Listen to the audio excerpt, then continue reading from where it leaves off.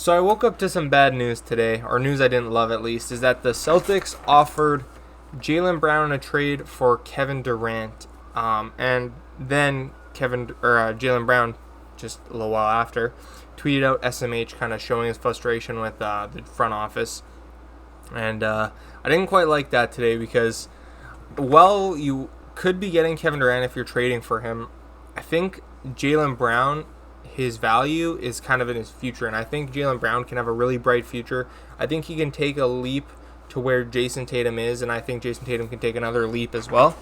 And I think they're both going to kind of be superstars. I think if the Celtics keep them together, they're going to have a superstar duo. And so I didn't like that the Celtics are thinking of trading Jaylen Brown.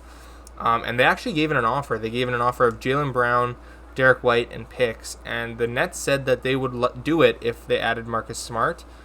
And so today we're going to kind of live out that fantasy where you put in Marcus Smart into the trade, and then Kevin Durant ends up on the Celtics and Jaylen Brown ends up on the Nets. So this is the trade that we're doing. We're doing Jaylen Brown, Marcus Smart, Derek White, and 3 first-round picks for Kevin Durant and Patty Mills. You need to add Patty Mills in there or else it doesn't work roster-wise, like numbers doesn't add up. So that's what we're going to do.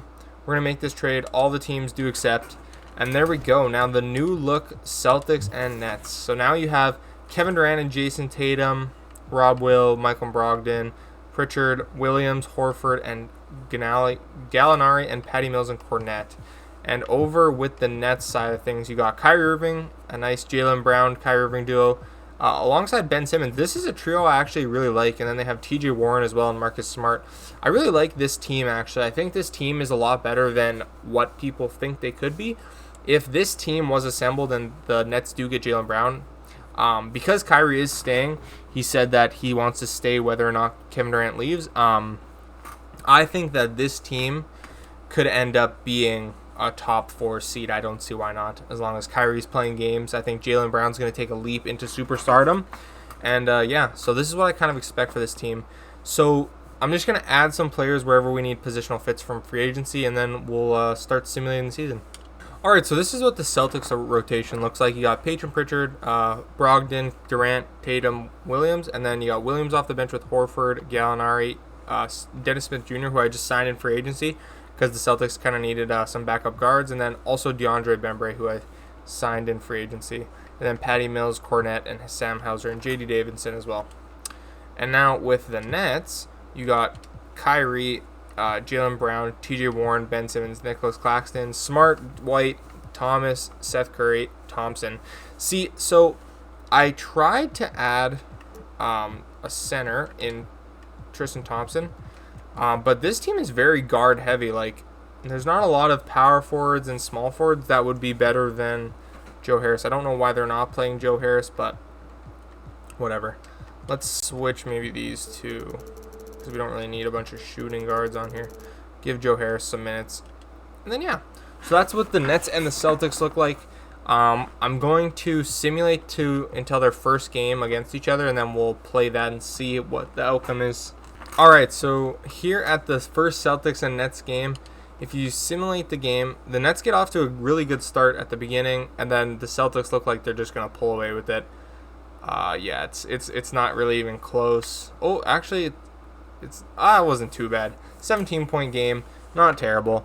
KD destroyed apparently with almost 30 points, so just destroying his old team. And the Nets are right now 13th in the conference with actually a good couple losses, and the Celtics are first in their conference with only 1 loss.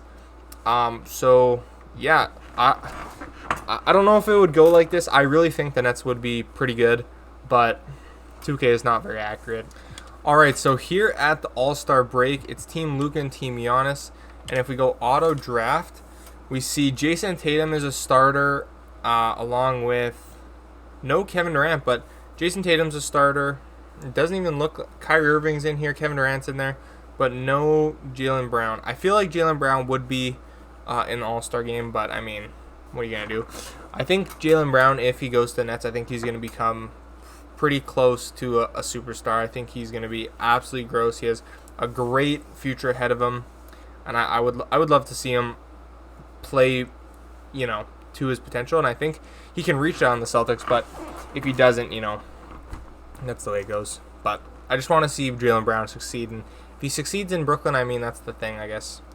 So the Celtics currently are first in their conference, and the Nets are still 13th in their conference, not doing too hot, but what are you going to do, I guess. So here at the end of the season, Luka wins MVP, Chet wins Rookie of the Year, Andre Drummond wins Sixth Man, Kawhi Leonard is Defensive Player, and Tyrese is the Most Improved, and Willie Green is the Coach of the Year with 59-23 record. I don't know who he coaches. Maybe I don't know. Is he the coach of the Pelicans or the Cavs? I have no clue. Anyways, first team All-NBA, nobody from either of the teams. Second team All-NBA, once again, nobody from either of the teams. Third team All-NBA, you got Jason Tatum and Ben Simmons instead of Kyrie or KD, which is interesting. And then first team All-Defense, no one from the teams, and yeah. So pretty much Boston is first in the conference, and the Nets become ninth. So they're actually possible for a play-in against the Celtics. So I'd like to see actually how that goes. And the Brooklyn Nets have been eliminated, sadly. Simulate the play-in. Okay. First, before we get to the playoffs, let's look at the season averages. So for where is he? I want Jaylen Brown. So Jaylen Brown on the season actually didn't do as hot as he usually does.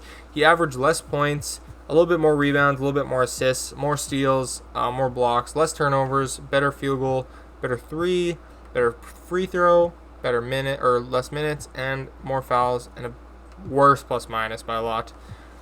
So I guess just actually he pretty much was better in everything except points, which is just obviously that he has to play beside Kyrie, who's also a ball-dominant player.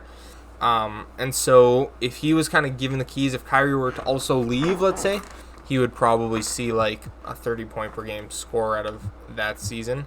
And then with the Celtics, Kevin Durant averages only 21 points per game, which is kind of interesting, but also similar to the year before. He hasn't averaged 25 plus since the first year he was in Brooklyn, but he did good. He did 6 rebounds, 5 assists, pretty good field goal, really good 3-point, great free throw. He was in the 50-40-90 club, which is nice, and he didn't have to average as many minutes as some of the years prior. He definitely averaged more than the 21-22 season, but 32 only minutes is pretty good, and he had one of the biggest plus minuses of his career, actually.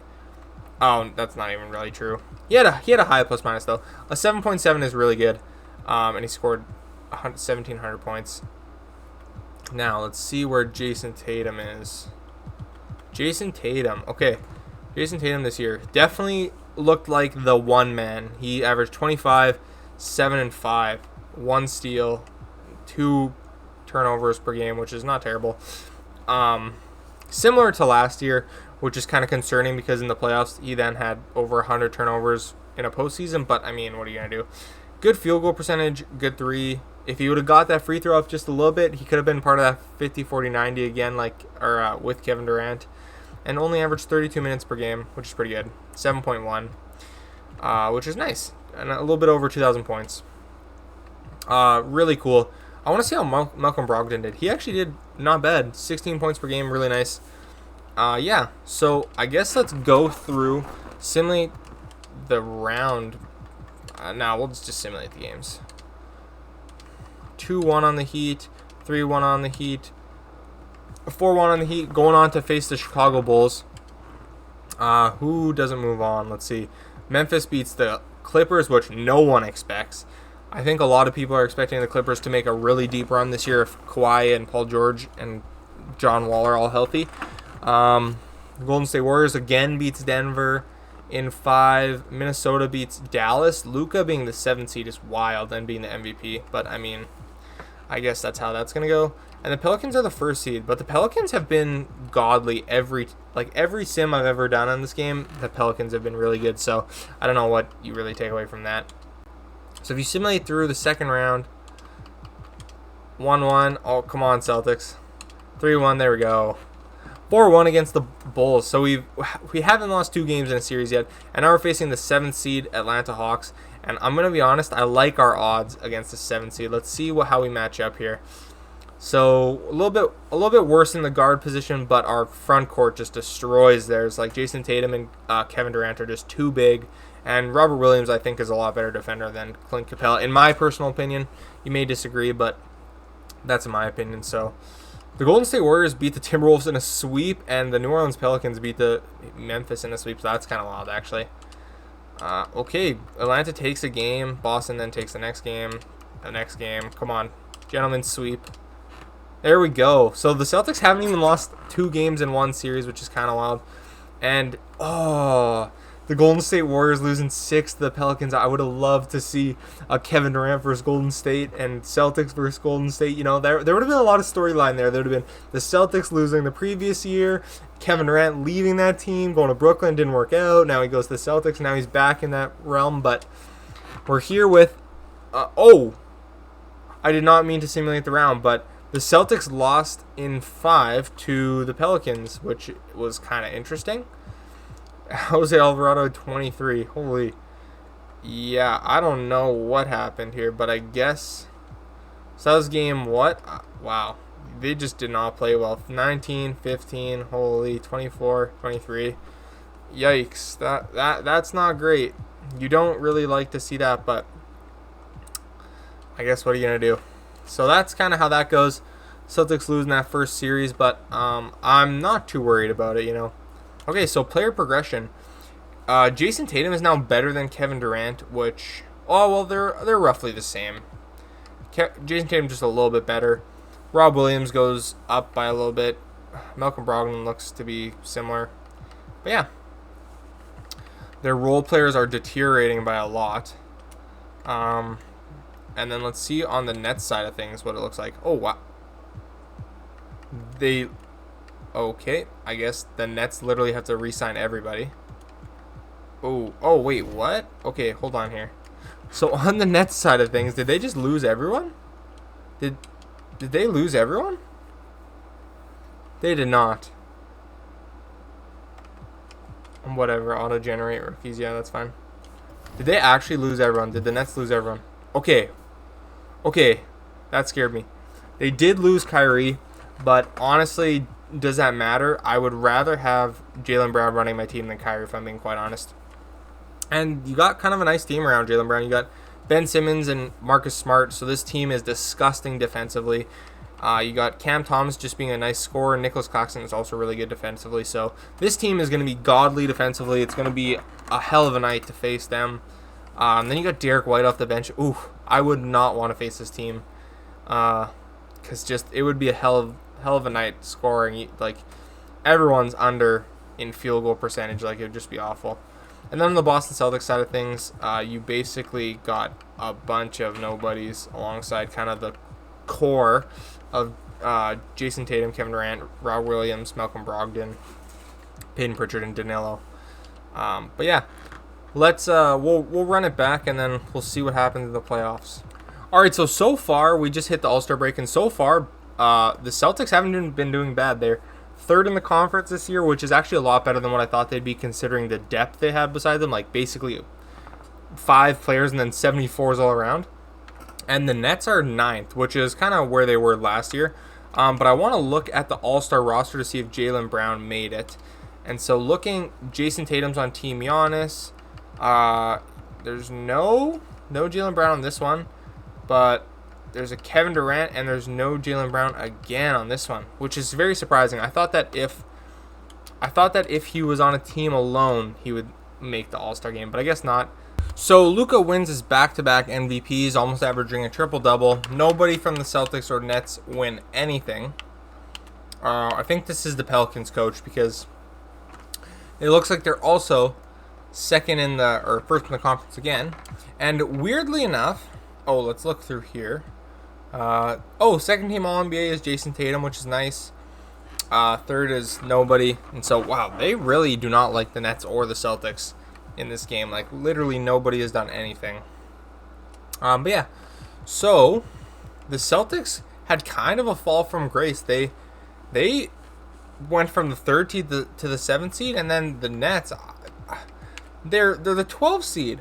So they totally fell out of the playoff race. They're not even in the play-in, which I think is insane. And so I guess let's see what the Celtics do. They lost, and so they could literally lose the play-in, which they did. As the 7th seed, the Celtics lost 2 back-to-back games to push them out of the playoffs. And so this is how it shows you 2K is so realistic, is because the Celtics and the Nets both didn't even make the playoffs with pretty good rosters, if I might add. Jaylen Brown averaged 26 points this year. Kind of expected, for him to really spread his wings and become that really good player. Two turnovers a game, which is not terrible, but 50% from the field, 43% from the three, 80% from the free throw, which is not great, but you live with that. -1 plus minus, but he put on a clinic, and yeah. And then the Celtics, on the Celtics side of things, Jason Tatum's a 97, averaged almost 28 points this year. Field goal percentage went down, 3-point percentage stayed where it is, and free throw pretty much stayed where it was. But averaging a lot more minutes per game because he has less people on his team that actually help out. And then Kevin Durant, let's see what he did. He pretty much averaged kind of the same thing, same kind of stat line, pretty much just being a number 2 to Tatum. It seems like Tatum really took the ascension and became the guy on the team. Average actually less minutes, which I'm surprised to see considering the team around them. But yeah, that was kind of that. Got more points this season, but yeah, it was kind of underwhelming. I feel like this team definitely should have at least made the playoffs. Like the 7th seed, and they lose twice. That's insane. But I guess let's see who takes the championship this year. I'm going to guess it's going to be the Pelicans again. Oh, it's actually the Hornets. Wow. LaMelo Ball brings Charlotte their first ever championship. So that's wild. I think that would have been their first conference finals, too. That could be that. I don't know. We'll fact check that. Maybe never. But I think that's their first finals for sure. But yeah, in their first finals wins the championship against the Pelicans. But yeah. So that's really all I got for you guys. That was a cool video. I really hope that Jaylen Brown is a Celtic going into next season. I don't understand the motto of trying to break the team up when they just made the finals. I think what they added is what they were missing. They added another scorer who can play really well off ball, and they added, once again, another scorer in Danilo.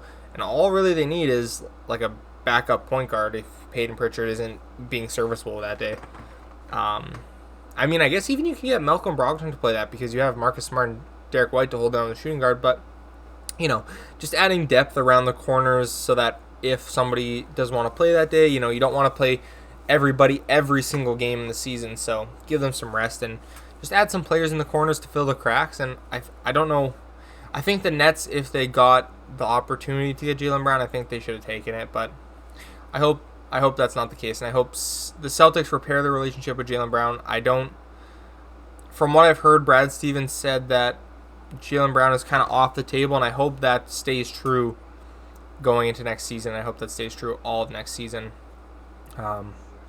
As scary as it is to see Kevin Durant maybe go to the Suns, or see him go to the Heat, or see him go to Philly, like wherever you see him go, he makes them a contender. But I would rather take what could be for Jaylen Brown and Jason Tatum, especially because I have such high praise for Jaylen Brown. I think he's going to turn into a superstar alongside Tatum. I think they're going to be running the East for a long time to come, and I would rather take that over a fit you haven't seen with Jason Tatum and Kevin Durant. You've seen them in the Olympics, but you know what you get out of Jason Tatum and Jaylen Brown. I don't know why you break that up. But anyways, that is all. Thank you for watching. If you liked it, hit the like button. If you want to subscribe, see more, hit the subscribe button. And I'll see you next time. Peace.